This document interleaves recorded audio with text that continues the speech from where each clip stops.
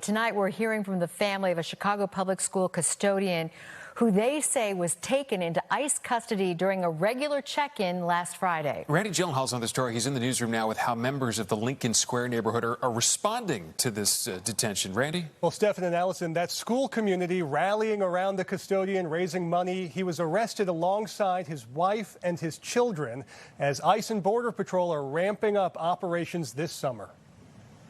Y nos botan, nos iremos debajo de un puente.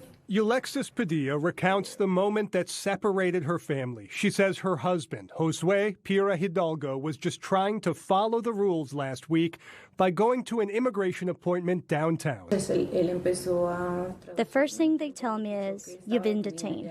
They ask me where my mom is from and where my dad is from. Her 13-year-old son had to translate the news that dad would be detained and mom would have to wear an ankle monitor pending deportation.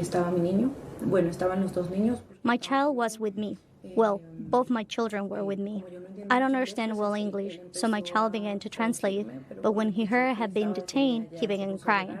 Then they call a translation via phone. The family has lived on Chicago's north side seeking asylum from Venezuela. Hidalgo is a custodian at Farnsworth Elementary in Jefferson Park. In a statement, his service workers union said he was a working man who did everything right. He showed up to his immigration appointment just as he was told to, and for that he was taken. Immigration arrests at courthouses and legal appointments have become common, despite a federal judge last month blocking ICE from making arrests inside courthouses. And the month of June marked a new record high for immigration arrests. DHS data shows 43,000 people booked into detention centers, a clear sign of a summer surge.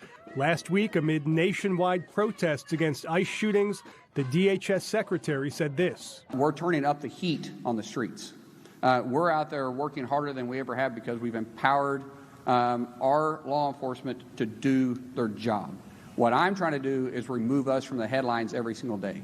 Well, we have reached out to DHS for comment on the Hidalgo family's case. We have not heard back at this point. The custodian remains in detention. He's in Indiana right now. His next hearing will be next week. Stephen?